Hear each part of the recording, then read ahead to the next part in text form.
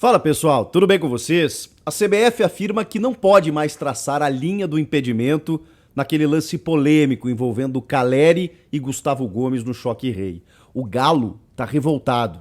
Vamos falar sobre o VAR e o momento da arbitragem brasileira? Chega mais, eu sou o Chico Garcia, inscreva-se no canal e vamos juntos!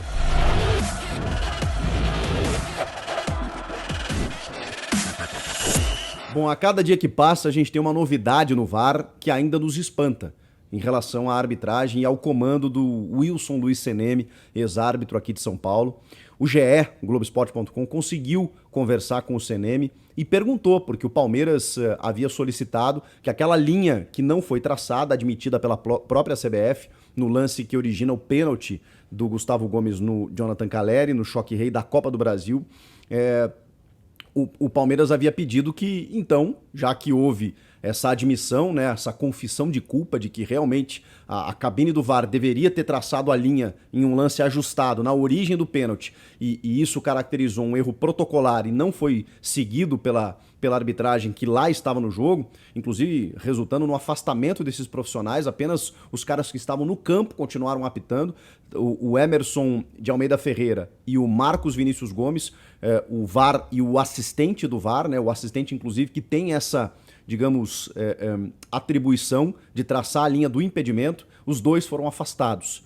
E portanto, o Rogério Ceni, que em tese foi beneficiado, né, porque ele acabou se classificando por conta desse gol, também falou que a linha deveria ter sido traçada, chegou a pedir publicamente, e o próprio Palmeiras, que se sentiu prejudicado, solicitou a CBF, pois bem, a informação que obtivemos agora, de acordo com essa matéria do GE, é que o Seneme diz que não é mais possível traçar essa linha. O motivo? A máquina foi resetada. Ela foi reiniciada para ser utilizada em outra partida. Gente, isso é um escândalo. Porque eu até posso entender o argumento técnico de que se você reinicia um equipamento, você não consegue mais recuperar aquele lance, enfim. Eu não sou especialista na área, mas entendo que isso possa ser verdade. Agora, por que não traçaram antes dessa máquina ser utilizada? Primeiro, por que não traçaram no dia, na hora, no momento do jogo? Depois que entenderam, que perceberam que houve um erro de protocolo, cara, o mínimo de transparência que você deveria ter era exatamente exibir essa linha traçada para dizer, ó, erramos, e o jogador estava legal ou ilegal. É que me leva a crer que o jogador estava impedido diante dessa, digamos, não divulgação da linha do impedimento. Porque se o jogador estivesse legal, seria muito simples para a CBF dizer, gente, ó, marcamos a penalidade, não traçamos a linha, mas ó, só para vocês saberem, o cara tava legal e tá tudo certo, tá? Erramos no protocolo, mas não houve um erro, digamos, na jogada, não houve, o gol não foi irregular, né? O pênalti não foi irregular. Como eles não divulgaram isso, a única coisa que eu consigo imaginar é que o Caleri estava impedido e eles, obviamente, não exibiram essa linha traçada. E agora vem o argumento de que a máquina foi resetada. É um negócio surreal. O Seneme, na mesma entrevista, matéria, bate-papo, não sei exatamente como foi, mas tá lá no Globoesporte.com para você conferir, diz que ele está trabalhando para que isso não aconteça mais, que agora tem simuladores e tudo mais. Precisa, Seneme, precisa de muito treinamento, porque não é possível que hoje a gente veja como protagonista, né, o árbitro e não um jogador de futebol. Todo jogo a gente tem o VAR ou um árbitro de campo como protagonista. E não é para isso que serve. É para corrigir injustiças, é para legitimar resultado, é simplesmente para que não haja problemas. E o que a gente está vendo é exatamente o contrário, né? O VAR tem construído problemas. E isso está gerando uma indignação completa, né? Em várias equipes estão se manifestando sobre isso. E o Atlético Mineiro, que também teve áudios divulgados na noite de segunda-feira, resolveu se manifestar e vai conceder uma entrevista coletiva pública nessa quarta-feira a respeito do tema. Provavelmente o presidente Sérgio Coelho deverá se manifestar a respeito. O Rodrigo Caetano já vem batendo o executivo de futebol todo o jogo, praticamente. Por quê? Porque no fim de semana o Galo já estava revoltado com algumas situações. Por exemplo, o embate entre Anderson Daronco e Hulk. O Hulk, inclusive, saindo de campo, fazendo uma denúncia de uma tentativa de coação, né, de ameaça do árbitro gaúcho, dizendo que, inclusive, ele estava dizendo para ele ter cuidado com o que ele ia dizer fora do campo. E o Hulk foi lá, reclamou publicamente, o Galo se manifestou em nota oficial pedindo que o Daronco se manifestasse. Houve uma leitura labial que deu para perceber exatamente o que o Hulk havia dito na acusação.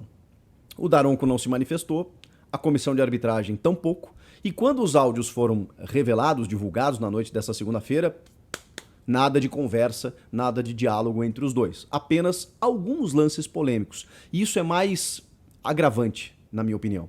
Quando a CBF ela pretende uma transparência e ela pretende esclarecer o público, eu tô achando até interessante sobre certo aspecto, que eles colocam lá, disponibilizado no site da CBF, para quem quiser acompanhar, análise do VAR. Aí tem lá uma análise de como a decisão foi tomada, de como a linha de impedimento foi traçada, quando ela é traçada, do porquê eles chegaram naquela decisão, o áudio da cabine com o árbitro de campo. Embaixo tem a explicação em texto, tem o trecho da regra em que se baseia aquela decisão, seja a 11 do impedimento, a 12 de faltas ou incorreções, a 13 do tiro livre, aquela coisa toda, explicando 14 tiro penal, tudo ali explicando como aconteceu, o PDF para você baixar as regras do jogo. Eu acho que isso é ótimo, é salutar, você amplia o conhecimento, porque muita gente, o leigo, o torcedor, e inclusive jornalistas, não conhecem a regra do futebol que a gente acompanha, que a gente pratica, que a gente trabalha, que a gente exerce. As pessoas não conhecem muitas vezes a regra.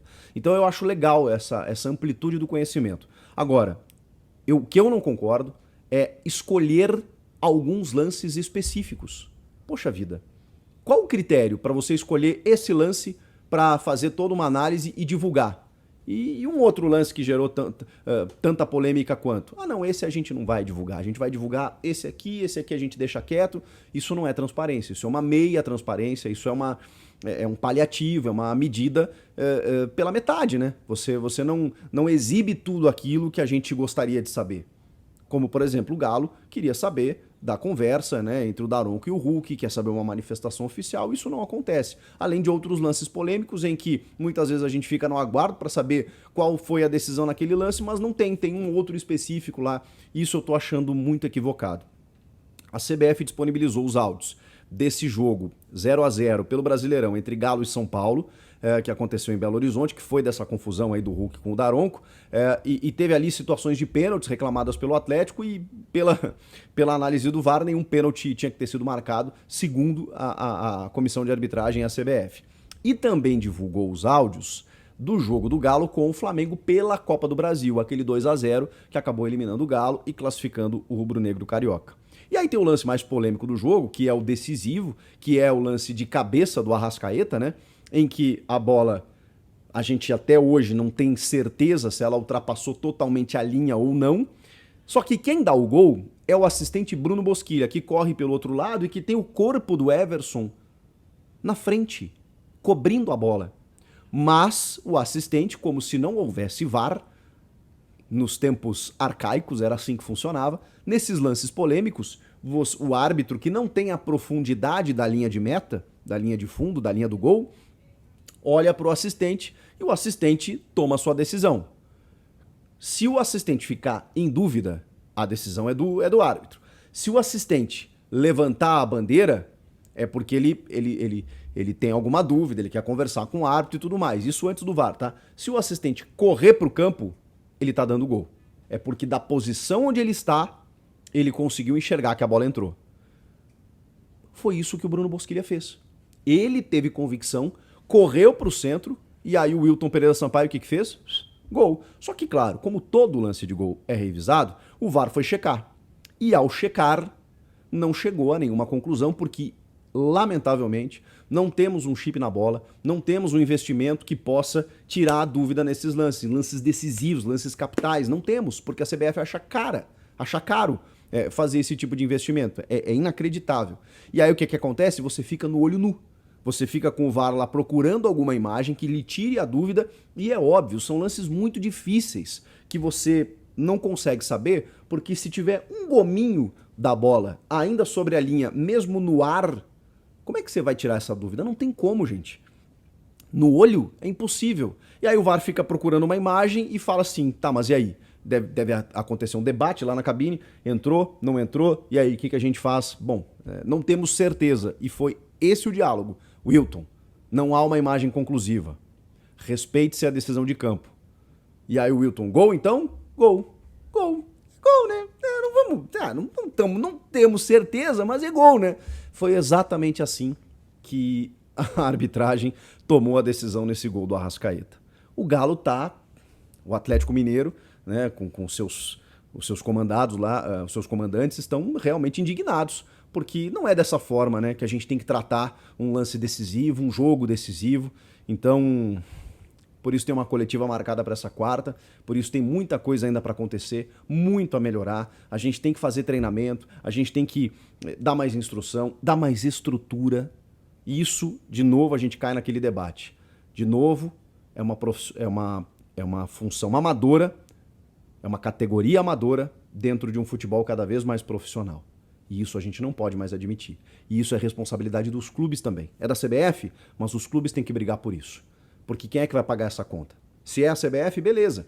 Mas os clubes precisam, eles são os principais interessados. Eles precisam fazer um manifesto, fazer um levante exigindo a profissionalização da arbitragem. Porque aí você vai poder exigir. Porque aí eles terão um melhor preparo. Os erros vão diminuir? Não sei. Acredito que sim. Excluir vai ser muito difícil. O erro faz parte do futebol. Agora, a gente precisa melhorar, né? Nossa Senhora, tá demais. Não pode ser dessa forma como está acontecendo. Comenta aqui o que vocês acharam disso tudo. Inscreva-se no canal e eu volto na próxima. Tchau!